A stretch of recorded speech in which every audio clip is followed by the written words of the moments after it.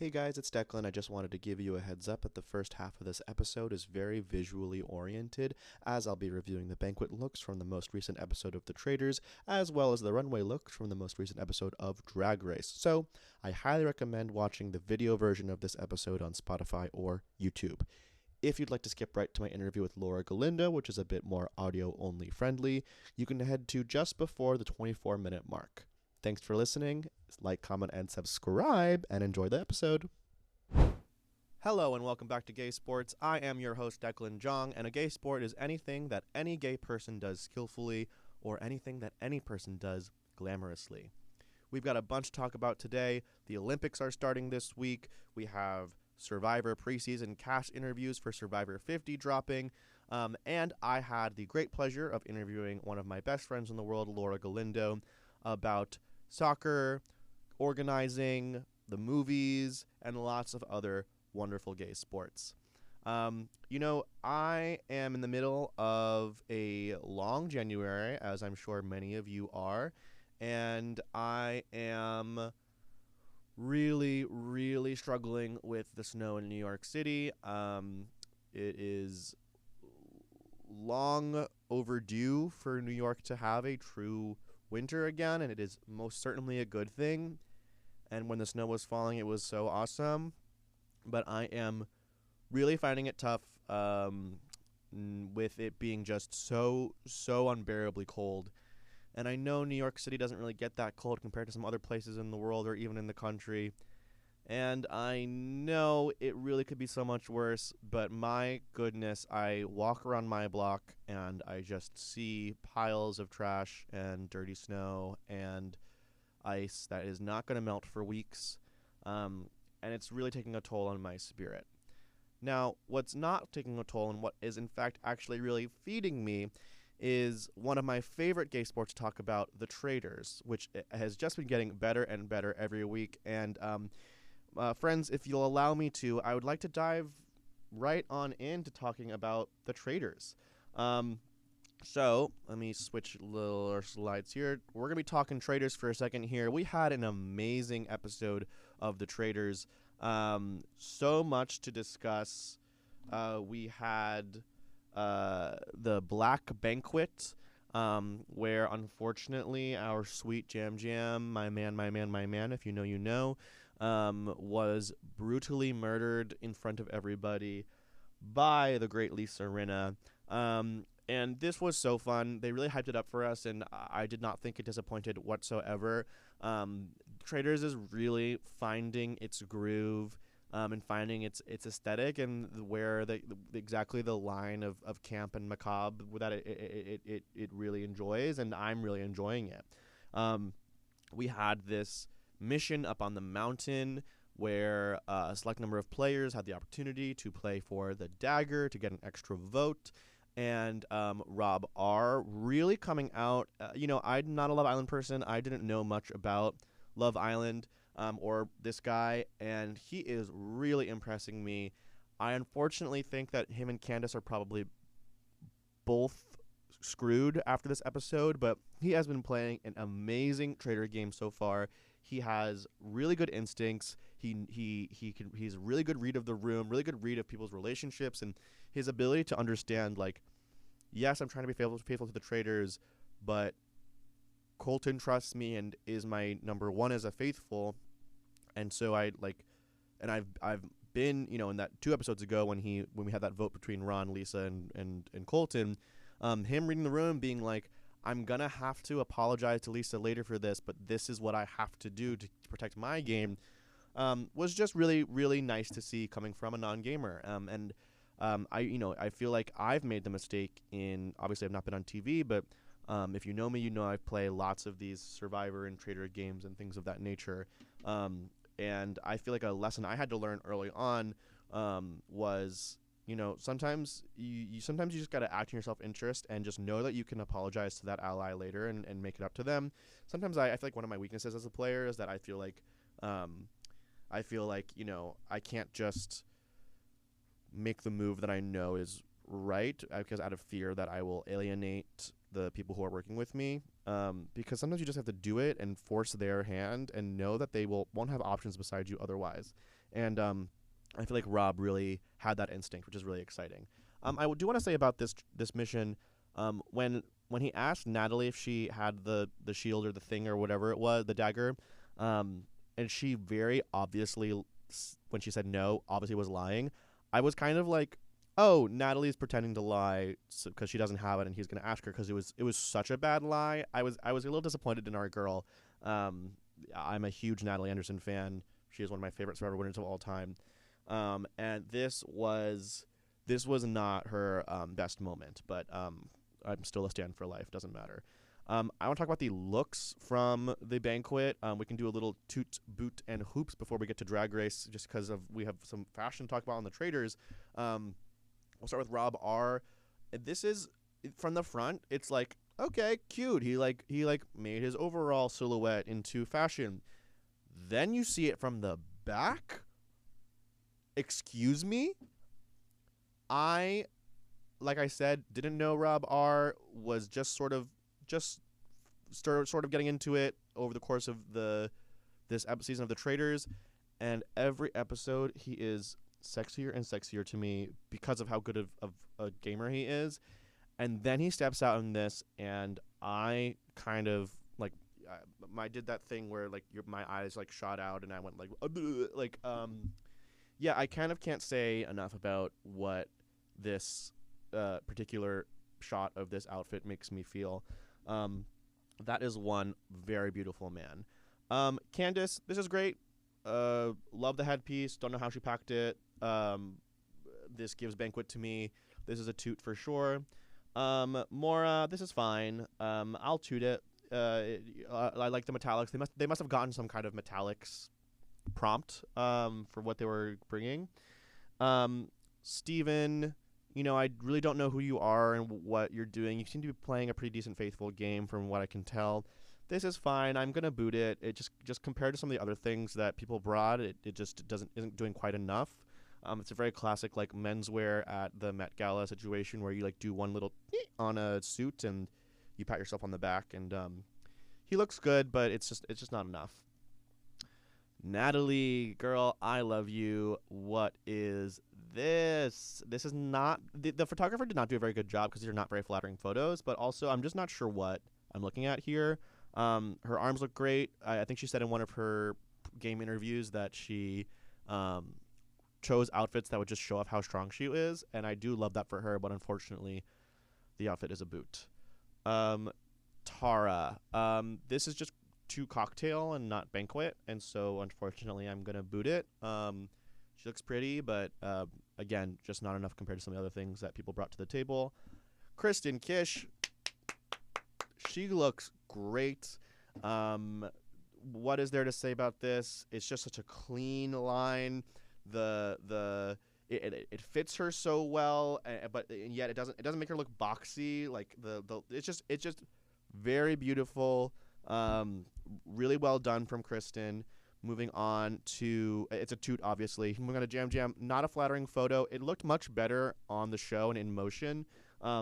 Why this photographer would let him wear the stole like so frumpy like that, I don't understand. This is a toot, I would say. This photo does not do it justice, I don't think. I thought he looked so handsome at the banquet, but I always think Jam Jam looks so handsome. We have Johnny. Again, this looked better in motion. This photographer really did not do any of these players any favors. This is a toot. I feel like I've seen something like this before, but it's well done. I can't really knock it. Mark kind of always looks the same. I know this is dressed up for him, but it doesn't. I'm sure if I saw photos of him like at breakfast or in missions or stuff, like it would be clear that he does dress look differently than this. But I look at him and I'm just like, this is just Mark still. So unfortunately, Mark, that's a boot. I think Mark's playing a pretty good game though, even though we haven't seen much from him. I think him and Kristen are sort of getting purpled a little bit, which is a Survivor term for not getting a very good edit. But I do think Mark and Kristen, especially based on their social media, are a little savvier than the show is letting on. Next up, we have, wow, Dorinda, A+. This is a toot for sure. this is why I look at Tara Lipinski's cocktail outfit, and I'm just like, I'm sorry, this just does not compare to what our housewives are bringing to the table here. Great colors. It just is very sumptuous on her. All of her looks have been really wonderful. I don't know housewives very well. I know some of the Laura Dorinda and Lisa, obviously, just from being a gay person on the internet. But I know Dorinda's kind of a menace in the housewives world, but she's been really level-headed, it feels like, over the course of Traitors, at least of what we're being shown. And her outfits have just been wonderful across the board. Wonderful and inventive, and I've been very impressed with Dorinda this season of the Traitors.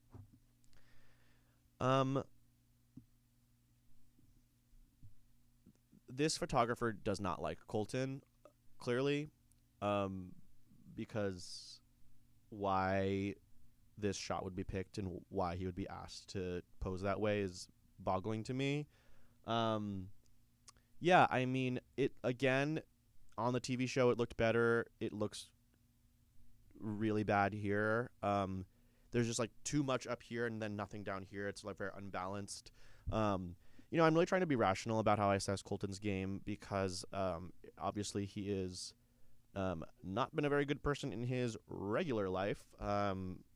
But it has been playing a pretty crazy, faithful game, but has taken some swings that on a pure gameplay level, I respect. But it's tough. This is tough. It's a boot. And then Lisa Rinna, my God, probably the best look of the night. When she came down those stairs, the editors knew what they were doing. How could you not give her a moment in this? This is absolutely fabulous. Lisa has made a real fan in me. Rest in peace. She was never going to make it to the end game as a traitor. It just never was going to happen the way she was playing, but she gave us so much while she was in the game and on the show. And I am so glad that they made this woman a traitor and that she made it to this episode and got to debut this outfit because, my goodness, the shapes are so exciting. I love the big cuffs at the end of her arms. It's just the cinching right here. Cinching is maybe not the right word, but it's just the poofiness is correct. It's exaggerated in the right places in the right ways. This is a real toot for Lisa Rinna. Thank goodness. It's really exciting seeing all the players busting out all these looks and stuff. I'm very proud of them. All right. That brings us back to, we're doing fashion. We might as well. I'm running out of time in the studio again, but we might as well blitz through Toots, Boots, and Hoops and talk about Drag Race. We've got Sierra Mist. This is the Not Today Satin Runway. And I've got my basketball hoop here. This is fine. I expect a little bit more from Sierra Mist, honestly. I appreciate she's trying to go for a more traditional silhouette, but it's fine. It does the job. I'll say it's off the backboard and in. But it's not blowing my mind. Juicy Love Dion is going to be in that finale. This is wonderful. I'm not going to go so far as to say it's a slam dunk because I think that there's something a little strange about the way it's gathered and constructed around her waist. I don't know what it is. Something about it is just a little off to me, a little unpleasing to the eye. But my goodness, I mean, it's so grand. It really looks like satin. I think I have a criticism with some of the other looks here that they don't feel like they embrace the material. But yeah, I mean, this is wonderful. Real, for sure, 3-point jump shot, let's say. Woo! Nothing but net. Swish, swish, baby. Juicy. Especially after her performance and her lip sync this week, I am a fan. Nini Coco is always going to give it to you. This is so cool. I apologize for the less than highest quality images. The nice press pics of their runway looks have for some reason not made their way to the internet yet, or I couldn't find them, so I had to screenshot a different YouTube reviewer. This is really exciting. It's really different from everybody else on the runway. I have to go through these a little quickly because I'm running out of time in the studio, so I'm just going to say, again, nice jump shot, maybe off the backboard. It's maybe a little not glamorous enough the way Juicy's is, but man, It's cool. It's cool as hell. Lots of movement. I'm always excited to see what Nini Coco brings. Vita Von Tess. This is bad. But I heard that she made this like the night before the runway or 2 nights before or something in her room, which is impressive, of course. But unfortunately, we do need to judge the work on its own merits and not on the circumstances. So this is a boot for me. Yeah, I mean, I see what she was going for. Doesn't quite make it in for me. She needed a breastplate. The torso looks strange being without one. Very impressive that she made this on site in her hotel room, but the work must be judged on its own merits. Horrible, Darlene Mitchell.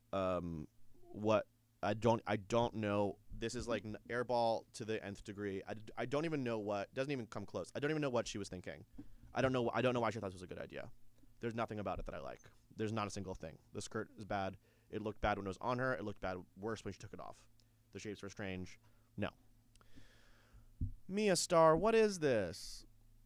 I know in drag we always say like make it bigger, make it drag, but this bow is just too big.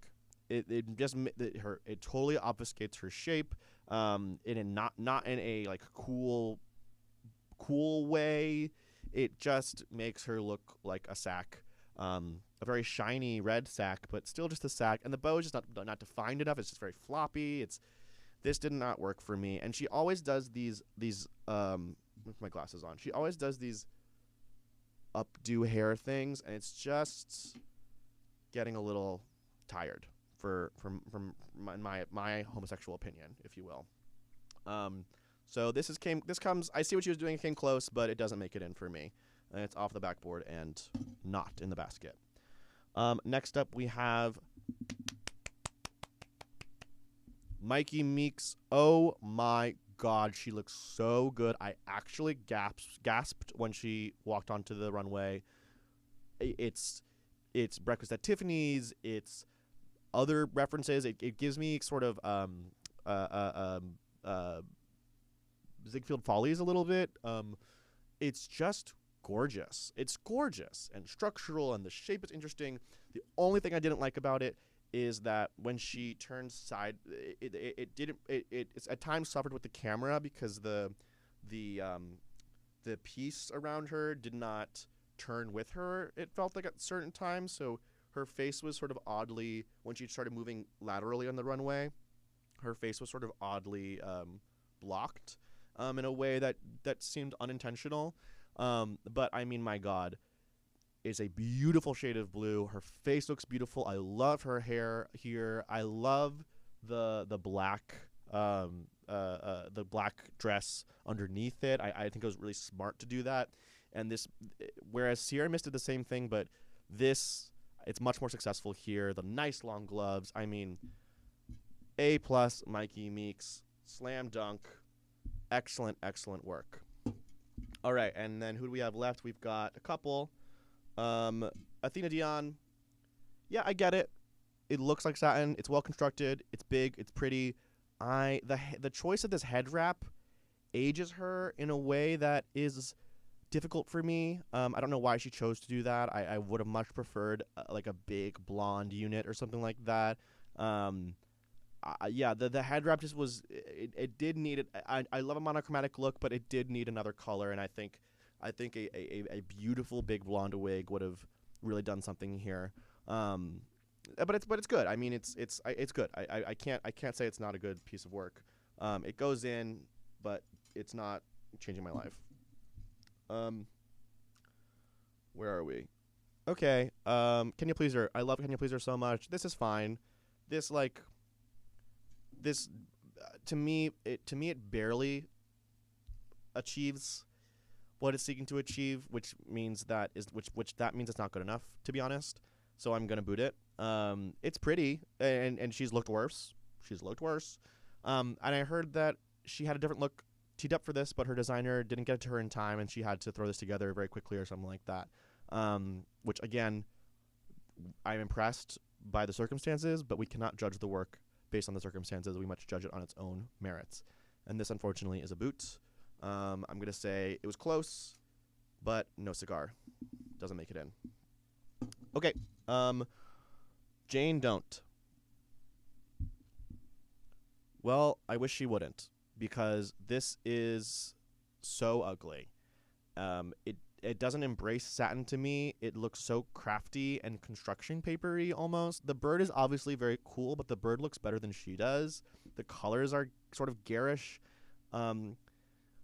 Jane, I love Jane Don't. I am a big fan. I have not been living for her runways, and this was particularly egregious to me. Jane, maybe it's just like birds really send you in the wrong direction, but this is a boot for sure. Again, I guess I see where it's going, and she gets points for the bird, which looks awesome, but the bird is eating her up. So it's off the backboard, hits the rim, but doesn't make it into the basket, I gotta say. I mean, the bottom of that dress is just not appealing to me.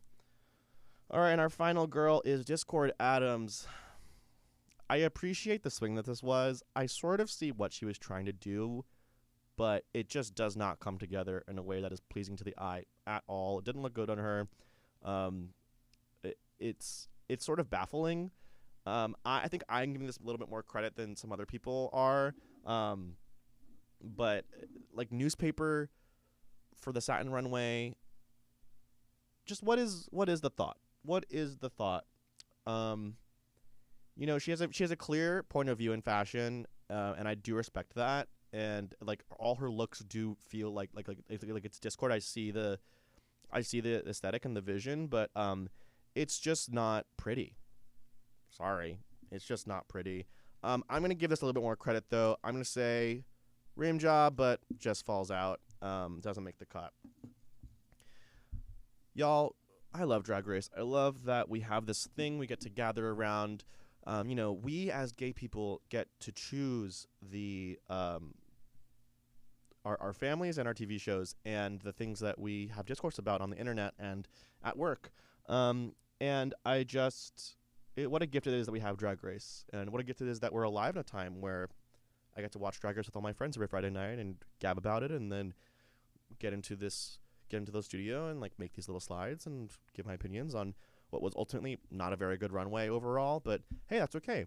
If every pork chop were perfect, we wouldn't have hot dogs. Yes, that is a Steven Universe reference. I'm not that kind of queer, but I was for a brief moment. Anyway, those are my takes on Drag Race and the Traitors. I am so excited for you guys to hear my interview with Laura Galindo about soccer and movies and so much more. I'm going to take a quick break, and we'll be back with that interview in just a second. Thanks so much for joining us here at Gay Sports, and see you soon. Hey guys, it's Declan from slightly in the future from the Declan you were just listening to, but still in the past compared to when you yourself are listening to this. I'm just popping in to say that this is where an ad or sponsor would go if we had any, but we don't have any, at least not yet. If you'd like to sponsor an upcoming episode of Gay Sports, shoot us a message at Gay Sports Pod. Our rates are highly competitive, at least for now. We'd be thrilled to promote your show or album release or your birthday party full that needs more RSVPs so your crush will be impressed and change their attendance from maybe to going. For now, I'll just plug something that I'm happy to promote because I believe in it so much, which is The Pit on HBO Max. I love The Pit, and I think everyone should watch it. Okay, back to the episode. Hello and welcome back to Gay Sports. My name is Declan Jong. I'm your host, and that is the sound of the royalty-free music that is on board at this studio. My straight friend Kyle is working on theme music for Gay Sports, but it's not done yet, so for now, that will have to suffice. Yes, I said my straight friend Kyle because straight people can play Gay Sports too. I am so excited to be joined in the studio tonight with another extra special guest. Today's guest is a queer Colombian multi-hyphenate music and theater artist working in the creation and performance of both mediums and invested in how they might intersect. I feel like they should guess. I haven't said my name yet, so they should guess in their head. If you know, you know. She is an organizer of Soccer Lovers of Bushwick, an incredibly talented singer and songwriter and playwright, and one of my best friends in the whole wide world. Please welcome to Gay Sports, Laura Galindo. What's up, gay sports fans? Laura, thank you so much for coming onto the pod. Thanks for having me on, Declan. I'm so happy to have you. I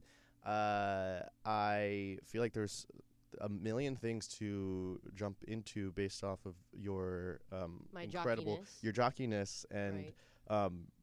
prowess in so many different kinds of gay sports. But I just want to know how you're doing today and how your January's been treating you. I'm doing amazing. All you bitches should be so jealous because I got out of this hellhole for a whole month. I Right? was Yes. in Colombia. Mi patria, Colombia! And it was summer there, so I was swimming in the rivers, tending to the garden, touching the horses. Wow. And then I came back for my birthday and had the most perfect, wonderful birthday ever. Mm-hmm. So, yeah, sorry to everyone listening to this, because I do win in the gay sport of January. I was going to ask you our newest segment on gay sports, which is what is your win-loss ratio lately? Win-losses being anything that counts as a win, anything counts as a loss in the last few weeks or so. You could have many wins and no losses. You could have many of both and have had a really up and down time. What would you say your win-loss ratio is at these days? I mean, I just had my golden birthday, as in I'm born on January 29th, and I just turned 29. Mm-hmm. And it was perfect. I did the gayest thing I could do. I made all my friends come over and sing songs for me. It's true. My closest buddies sang for me live. No tracks. All right. We were all told you can sing a cappella, you can accompany yourself, you can tell Laura what the song is so that she accompanies you, but you are not allowed to sing on a track, which of course I appreciated and agreed with. And the gay sport was like, who can make Laura cry the most? And it was really competitive. Yeah, it was very competitive. I was crying all night. And that was just a major win. And I feel like I've been saying this is the year that I am both humbled and that I take on the world, which is I know they seem like two opposing ideas, but I think they work really well together if you know how to do it. Well, so I'm so glad. I'm winning big. I'm so glad you're back from Colombia, although I know you were absolutely living it the hell up while you were over there. I was.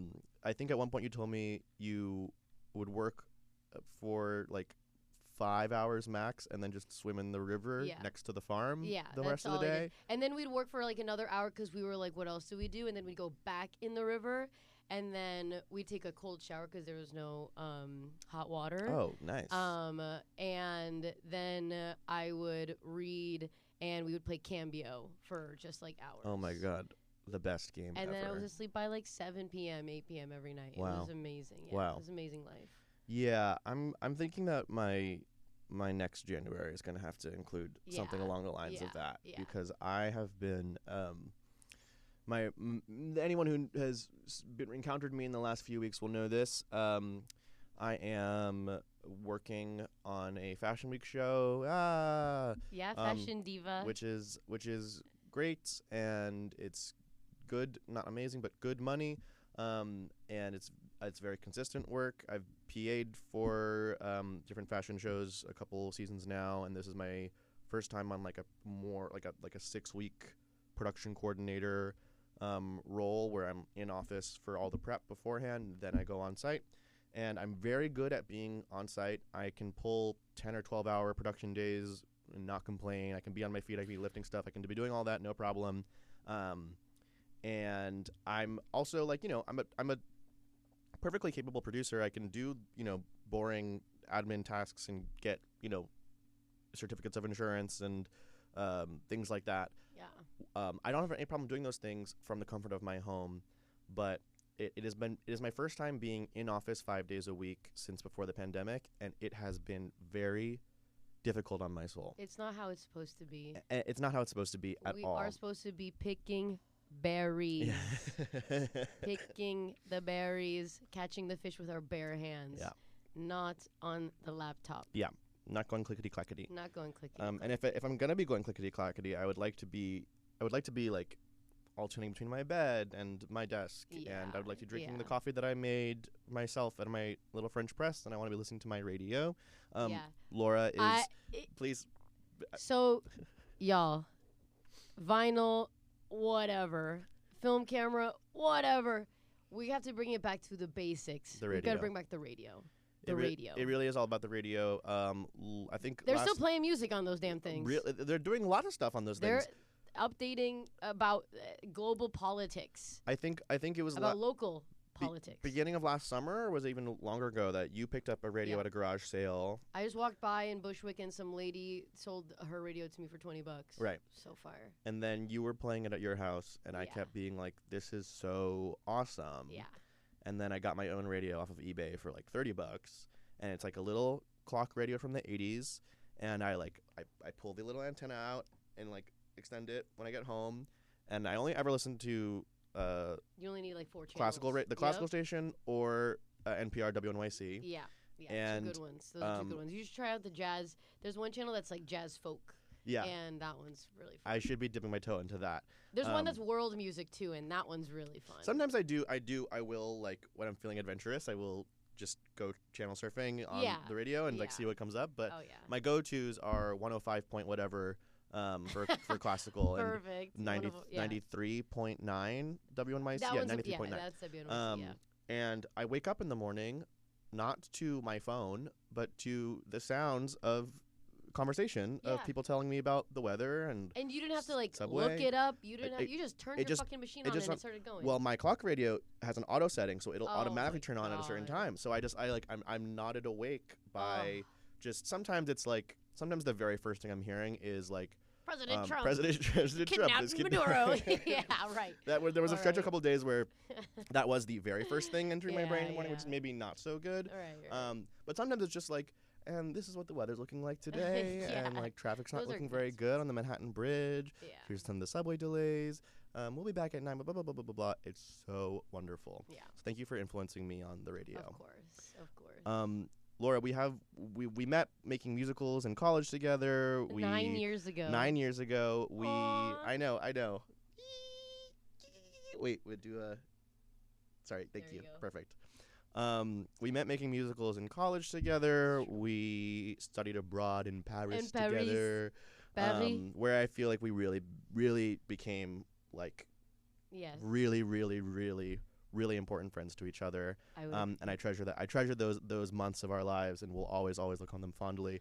But I feel like the most what's the word? I feel like the most obvious gay sport that you can speak to is soccer, being that you helped to found and continue to help to organize Soccer Lovers of Bushwick, a casual amateur all-age soccer league that happens at most of the time Heckscher Playground in Bushwick, that I'm also very proud to be a part of, for the girls, the gays, and the neighborhood too.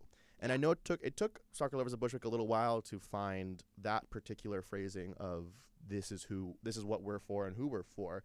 I would love to hear a little bit from you about like how we got started and how we ended up where we are, which is now a thriving community soccer league that when we're in season meets every week when 40 to 50 people show up, and we have to turn people away because there's just not enough not enough space for everybody.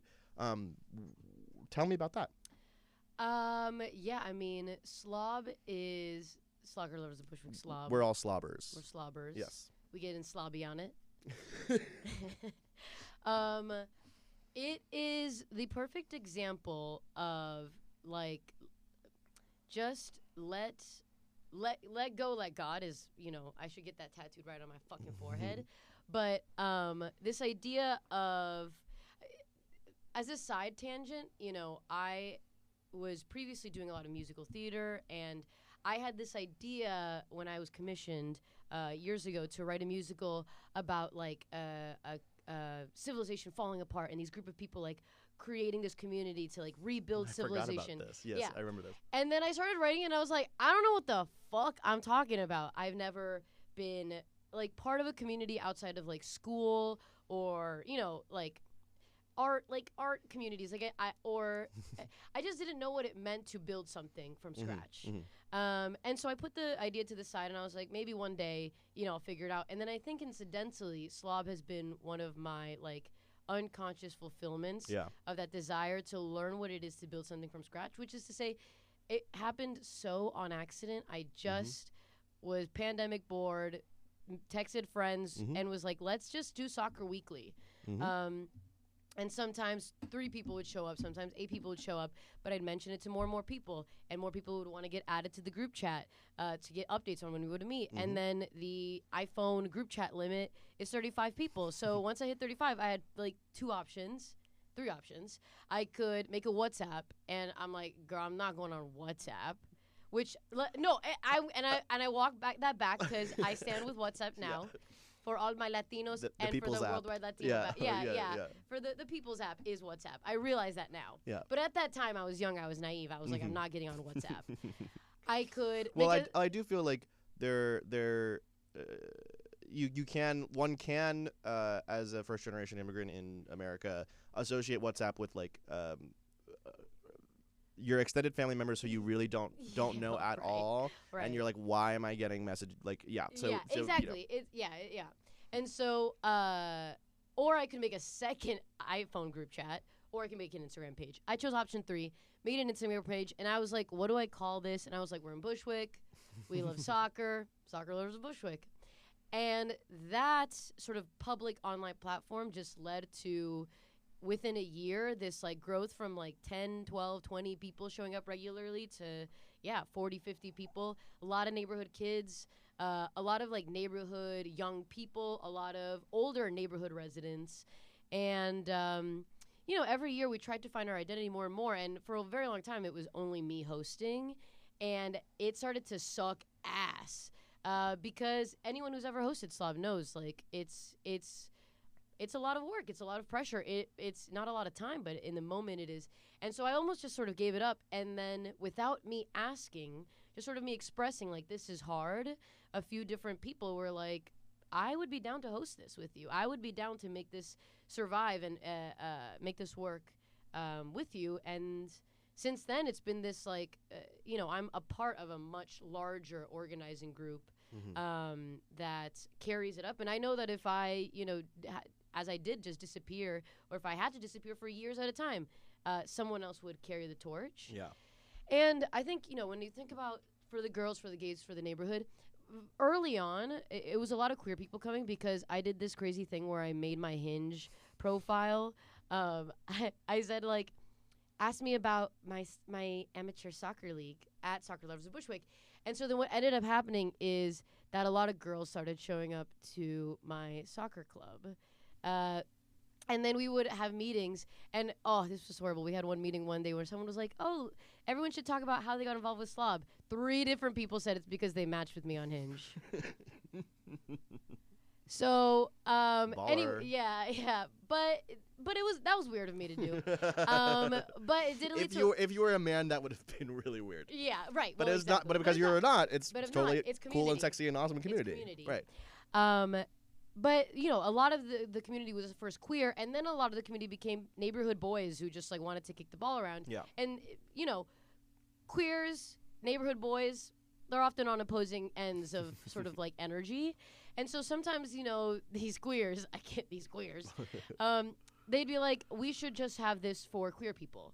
And then I was like, okay, I'm considering that, and I actually think that is, that exists elsewhere. Totally.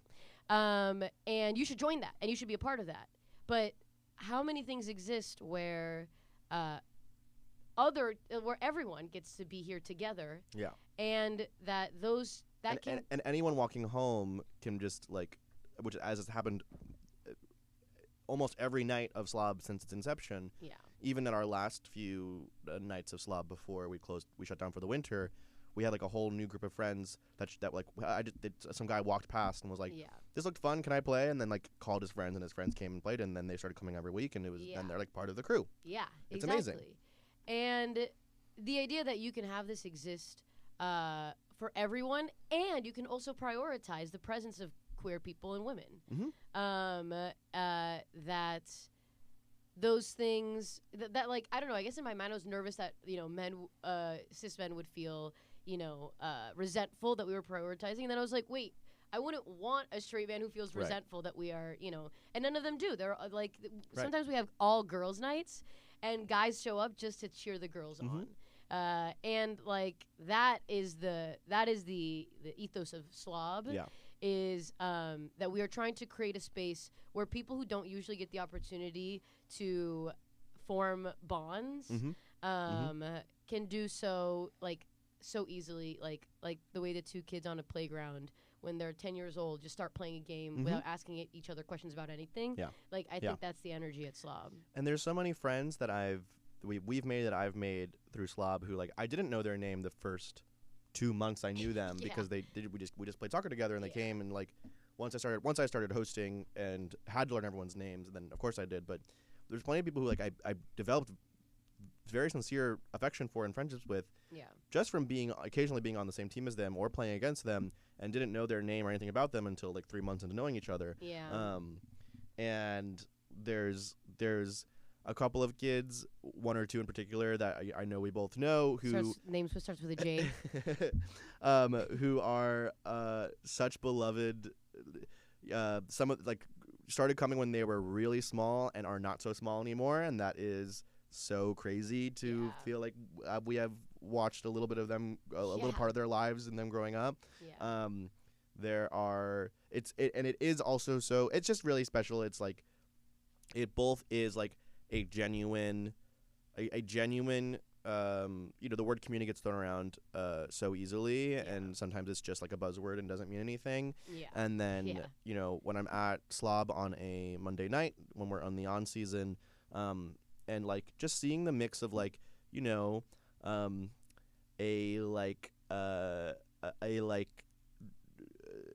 true like Ridgewick white trans masc lesbian, like chopping it up with like the like El Salvadoran guys who don't speak a ton of English, but like they're having a great time together. They're building genuine respect. Genuine respect for each other, for one another. Is really beautiful, and it's people on the benches can be like, someone can just be like, man, my landlord's being an asshole, and then someone 2 seats away is like, oh, I work in housing organizing. How can I talk you through this? Like, and those 2 people would never have met, The bleachers bleachers chats are go crazy. It's become such an important part of my life too. Like when we're in the on season, I really prioritize when I can being there, if I outside of work and stuff. But even then, I try to leave it at when I can to be there 6 to 8 at Heckscher Playground. We're not on right now, but when it gets a little warmer, we'll be back. Follow us on the Instagram. Follow us on Instagram. If you want to play, you must be there by like 5:45 because you will not get a spot otherwise. Because honey, we are very popular. And it's just a beautiful thing. It's a beautiful thing that, and I know you like to issue, credit for making it what it is, and it's totally true that it is a complete group effort from the core organizers of Slob who put in like not that much work, but it's just consistent amount of. It's like when you were 10 and you would light as a feather, stiff as a board. That's what Slob is. Yes. And Slob is the levitating person. Yes, absolutely. And there's so many people putting just 2 fingers in. Absolutely. There are always so many people putting just 2 fingers in. But you should feel very proud of the long stretch of time where it was mostly just you sustaining it, and it would not have had the time to develop into what it is. And to get a bunch of people who were all happy to put their 2 fingers in and contribute if you hadn't stuck with it for so long and really saw that it could be a beautiful thing. You. So on behalf of all of the rest of the Slobbers, I would like to thank you, Laura, for making it part of our lives. Thank you, of course. And listen, if you're listening to this and you don't live in New York and you wish this existed, just make it happen. Stop wishing, stop dreaming. It was as easy as a fucking group chat, all right? And sometimes it was 4 of us in the early days, just kicking a ball around. And it's just build it and they will come. Build it and they will come. And I feel like the number one thing about like, and again, I'm going to use the buzzword, but like building community or maybe just like finding community. We're very lucky to live in New York City, to live in the same place that we went to school at. And so we graduated college and all our friends were still right here. Yeah. I feel and so often that I got a cheat code to life by not having to like uproot my entire social system when I graduated college and like start fresh somewhere. Yeah. But I really do think like when people talk about like having a hard time making friends as an adult and stuff, which I totally respect and see that. I do think sometimes people like go to one thing once and don't immediately like make a best friend and sort of give it up. Or go to a bar and not make a friend. And like that's I mean I'm someone who can make a friend at just like at a bar without like an activity that's bringing us together, but that is really hard. That is really hard. I'm not one of those people.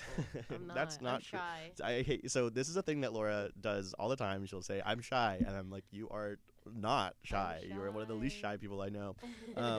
But it takes consistency. It takes like routine breeds camaraderie no matter what. I mean that's why you develop friendships with coworkers who you maybe don't even actually have that much in common with, or why us just like consistently showing up once a week to do soccer led to this like beautiful network of respect and love and camaraderie, because like if you just give something more than a single one-off try and like show up a couple of times, like push through the awkwardness, like let yourself open up to others and let others open up to you, which only takes time.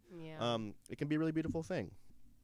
Anyway, and sports make it easy. Sports make it so easy. You sports don't even try. We all made friends. No one tried, and like well, I mean, we all made friends, but like we weren't like, showing up like I hope I make a friend this week. Just trying. Sorry. Of course, I thought you meant like trying in the sport of it. In the sport. No, we're trying. We're trying, and in fact, we're. If you don't think we're trying, if you need the evidence, I want y'all to look up who won Zoran Mamdani's inaugural Cost of Living Classic this year, casual division, because it was Soccer Lovers of Bushwick, we won. Yeah. Literally, we are the number one casual soccer league in all of New York City, as ordained by our mayor Zoran Mamdani himself. Yeah. And we're like. There were other people at this casual event who were so much better than us.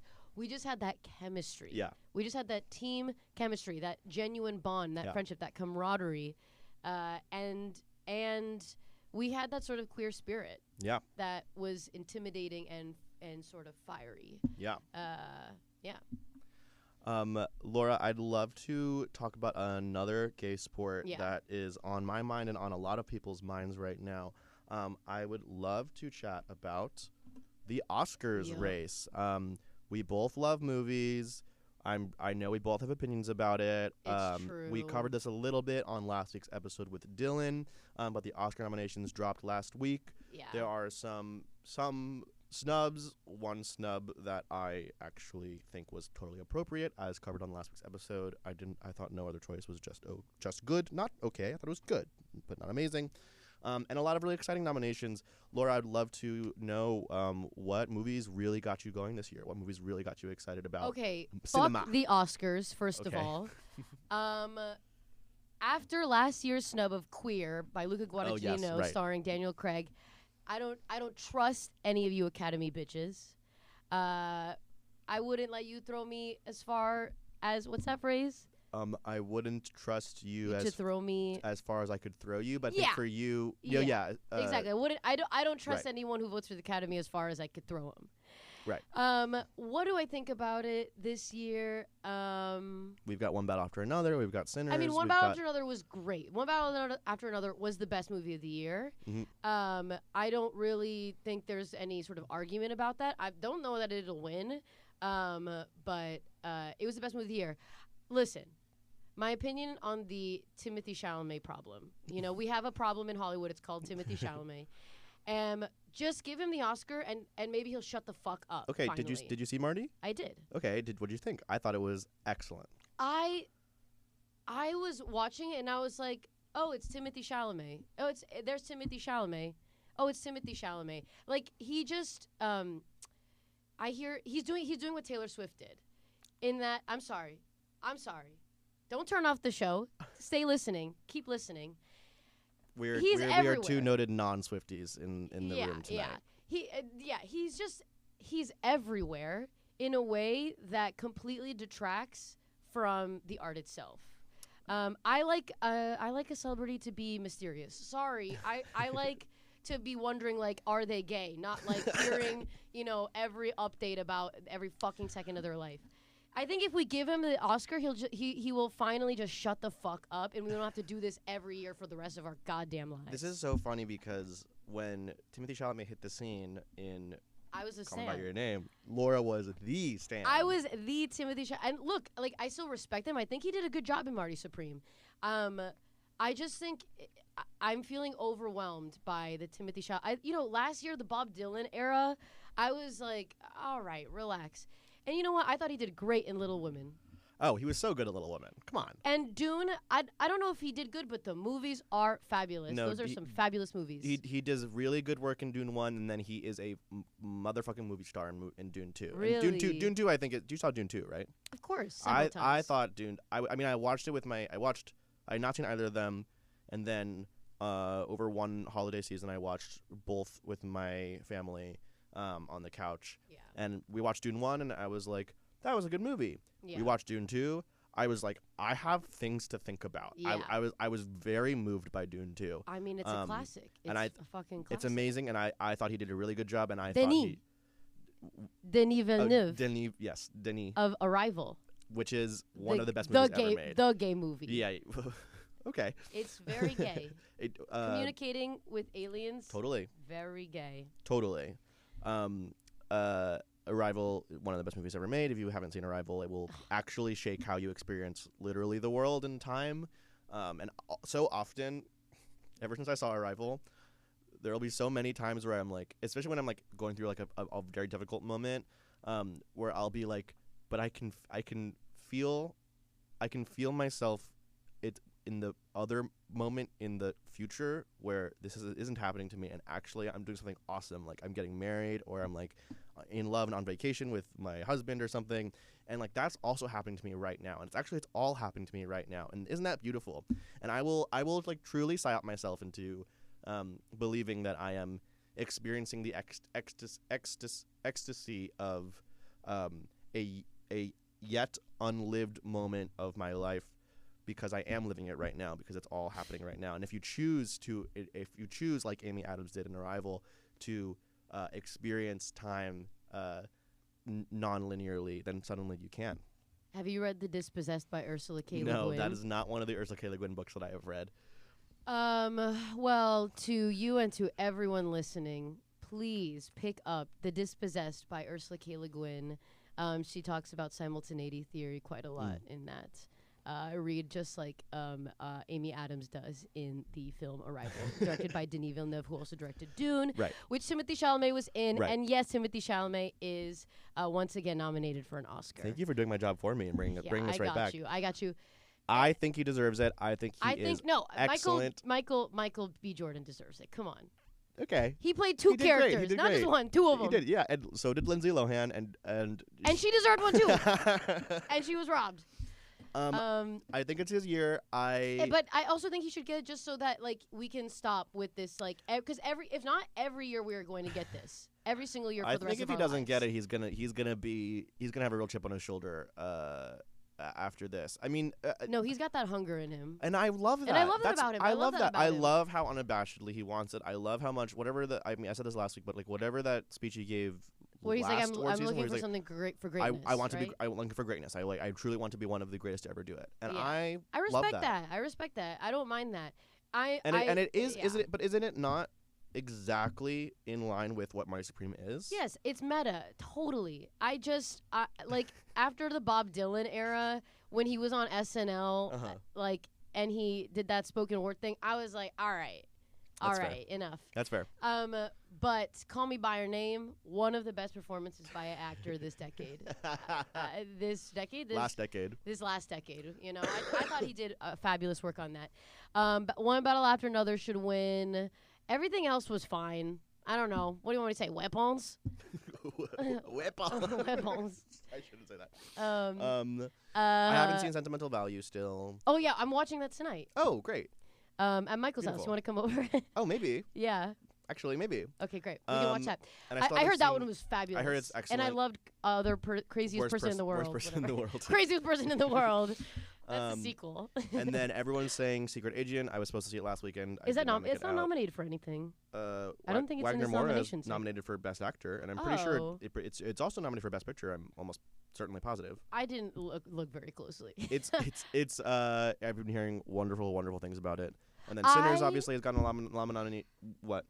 I just want someone to get slapped again. Oh my God. So for me, like, I'm sorry, like the Oscars, I don't hold those things precious. I don't hold movies. This is crazy coming from an artist. I don't hold art very preciously. I watched Saving Private Ryan on my iPhone last week. I don't give a fuck. Okay. What was my point before that? I just started thinking about Saving Private Ryan.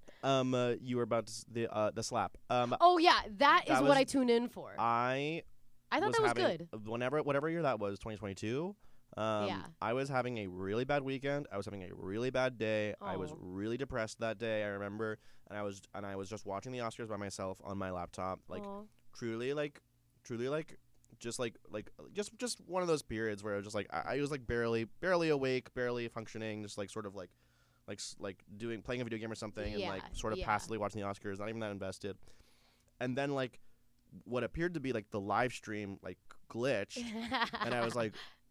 And then it was something very awkward was happening with, and like I was like, what just happened? And then of course I checked Twitter, and then I see the uncensored video of the slap, and the way my depression was cured, instantly. I was up and out of my seat. I was the discourse machine kicks off obviously, and I am just cackling in my room, watching the video back, watching my wife's name. Ouch. Out of your mouth. Damn mouth. It was so good. So fucking funny. And it was so awesome. No one cares or needs to know like our take on was the slap a good thing. It was good for the culture. That's what celebrities are for. They can make a good movie, and then they're supposed to do something fucking crazy, like bring back Lindsay Lohan, bring back Britney Spears, right? And then win the Oscar. And then win the Oscar on stage and stand there with giving his Oscar speech, like. It was awesome. Insane. I mean, it was awesome. We'll never get anything like that. Like that wasn't violence. That was like that was just some fun. You know, that was just some celebrity fun. Yeah. And that's what I want out of the Oscars this year. When Chris Pine spit in Harry Styles' lap. That's what I'm fucking talking about. You know? That's what I want out of the Oscars this year. And I gotta say, when I watched that video of Chris Pine allegedly spitting in Harry Styles allegedly spitting in Chris Pine's lap. Was it that? Yeah. Who spit in who? No, it's because it's the video of finger quotes. Yeah, no, you're right. Harry Styles, because Chris Pine, if you're watching the video version of this podcast, you're Harry Styles. You walk Styles. On. I walk out, and I'm clapping. I'm looking ahead, and you go. Like he really does stop and look down, and then continue clapping. What went on between them? There was the hottest second where I was like, did he spit on him? I think he spit on him. No, I don't think he spat on him. I think he might have spit on him accidentally. That happens. I do that all the time. People spit on each other all the time. As I'm sure you know, I be spittling. Yeah. All the time. Human nature. So you're probably right. Why? Yeah. Who else? Tiana Taylor. I hope she wins. I hope she wins Best Supporting Actress. I hope Benicio wins Best Supporting Actor. Yeah. But I need to see Sentimental Value to really round and Secret Agent obviously. I thought Sinners. Okay, everyone to everyone who loved Sinners, I'm really happy for you. I really liked it. I really liked it. I have to confess to something, which is that I watched Sinners with our other very good friend Jose. Yeah. In his movie palace, which is his like 72-inch TV that's in his room. And I did get too high and fall asleep halfway through, so I have not seen all of Sinners. That's okay. And I'm the vibe is like. I will watch the rest of it before the Oscars. I didn't complain about this on last week's episode of this podcast, and I kind of just like stayed quiet while Dylan raved about Sinners, because I do not have an honest opinion.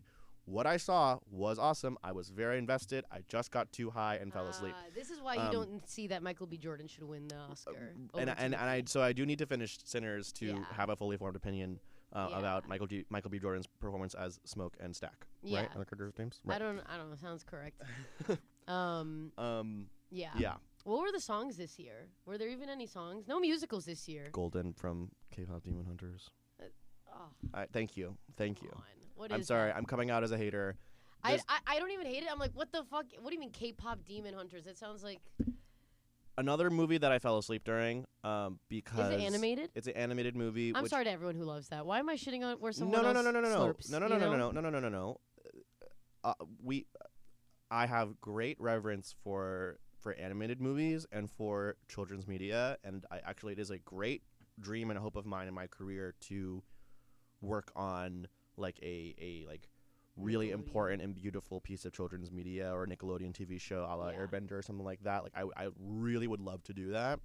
And so that means I have a very high bar for what makes TV and movies, for kids.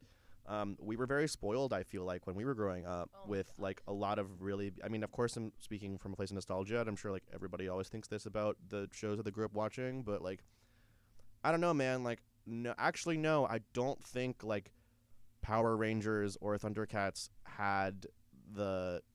were asking the same questions that The Last Airbender was asking kids to ponder about morality and No, we were in a really good spirituality era. and stuff.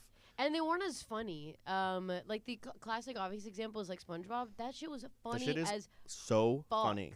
And the when you really pay attention, like the way the backgrounds are so beautifully detailed and painted. Hand painted. They don't do anymore. No, they literally don't. They literally do not. God, what's wrong with the world? Seriously. They don't even hand paint SpongeBob anymore. And anyway, K-pop Demon Hunters is a totally fine movie, and the song is good. Yeah. It's not. It doesn't blow my mind personally. It's like the metaphors are all very, easy to reach for. Things about like, light and dark and going. Now, of course, I'm like blanking on the actual lyrics of the song. Besides, like we're going up, up, up, we're gonna be golden. It's a movie. It's a movie, or is it a show? No, it's a movie. It is an animated film. Is it? That took the world by storm. Do you think Connor Story and Hudson Williams will be at the Oscars this year? I would be surprised. They're the torchbearers for the Olympics. For the fucking Olympics, I would be surprised if they're not at the Oscars. So which one do you want to kiss more? Hudson Williams. That is the Asian one. Yeah. Yeah, totally. That makes sense. Right after my, I think I told you this, but right after my, I had my improv 301 class show this past weekend. I was there. Laura Declan was there. Was very funny. Thank you. Somebody told me afterwards that no way. Someone told me that I had the this is offensive. Comedic chops of Bowen Yang and the look of Hudson Williams. And I just got to say to any non-Asian person out there, were they white? Of course, you are totally welcome to tell me that at any time, and it will make my day. That's awesome. But also, Bowen Yang is a very handsome man. Yeah, yeah. But I'm not complaining at all about either of those comparisons. Who was I talking to recently who was like, my dream boyfriend is Bowen Yang? Who were you talking to? I feel like it was, which is so funny, but I think that's what he said. Well, he's never told me that before. I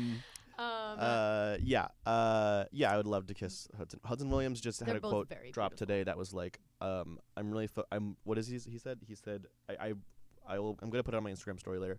The quote is like, I'm just trying to get bigger, thicker, and juicier. And I was like, you know what?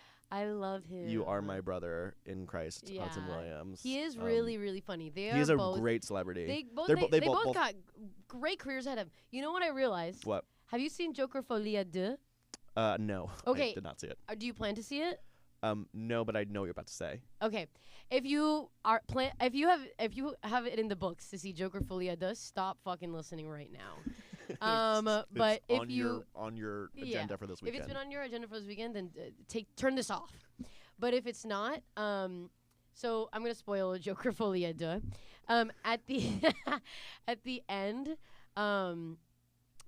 Joaquin Phoenix turns himself in. He's like, I don't want to be bad no more. He goes to an insane asylum, and then Connor Story plays an inmate at the asylum, and like jumps out and like kills Joaquin Phoenix, and then cuts the smile onto his face, insinuating that the real Joker was Connor Story, which I'm sure when they cast him like 2 years ago, they're like, and that's the end of the Joker series.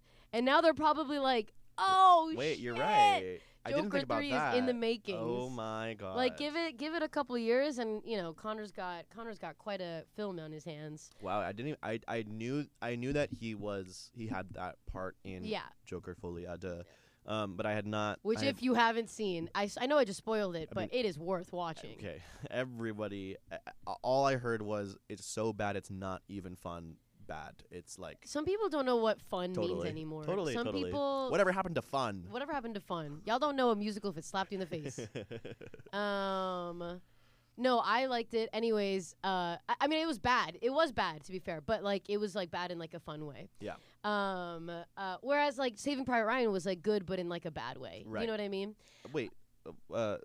In that it was just like sad. I was just like, it's been a couple years since I saw Saving Private Ryan. Yeah. I mean, it was on my iPhone, so like maybe if it was not on my iPhone, which is an iPhone Mini 12, by the way, it would have been better. But it's like just really good. It's just also like I didn't cry. I was just like, oh god. What's your favorite movie ever? As our last question for good question. This segment. Ever? I mean, the obvious answer for anyone who knows me, they know what I'm about to say, and it is. And listen, I know about the controversy. I think he might have been named in the Epstein files.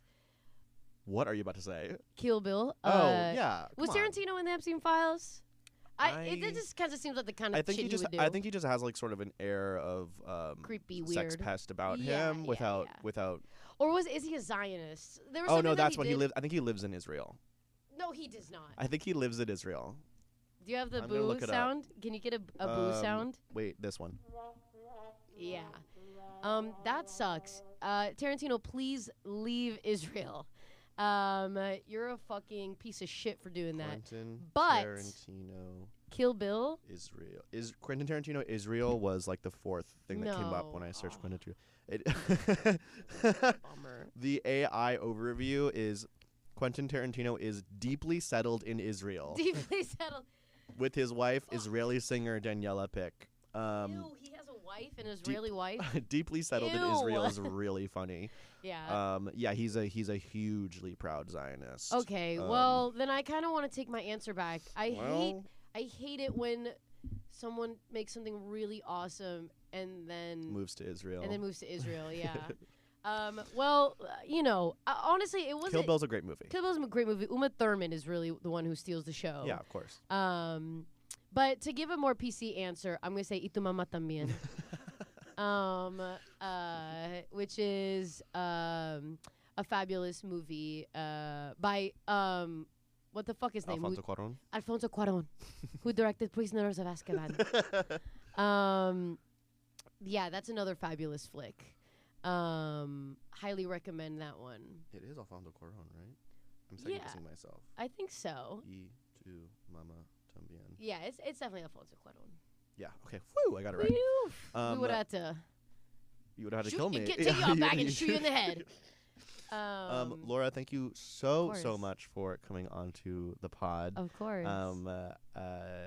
Guys, I'm the first female guest. The first female guest. And so far, I have had 2 queer Colombian guests on Gay Sports. Really? We'll see how long the streak keeps up. Dylan's Colombian? Yeah, girl. Mi hermano. Mi hermana.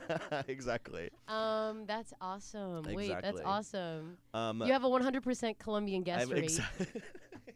That's awesome. Keep it going. Colombian guest rate. Keep it going. I will do my darndest. Thank you all so much for joining me here at Gay Sports. For more coverage of all things gay sports, from Oscars races to community soccer leagues to Survivor to the Traitors to the Olympics, please like, comment, and subscribe. You can get Gay Sports anywhere you get your podcasts and full-length video episodes on YouTube. Until next time, thank you so much for tuning in.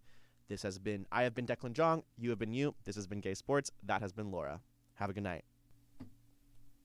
Gay Sports is a podcast for the athlete and us all. It is created, produced, and hosted by Declan Jong, and it is recorded at Brick, Brooklyn.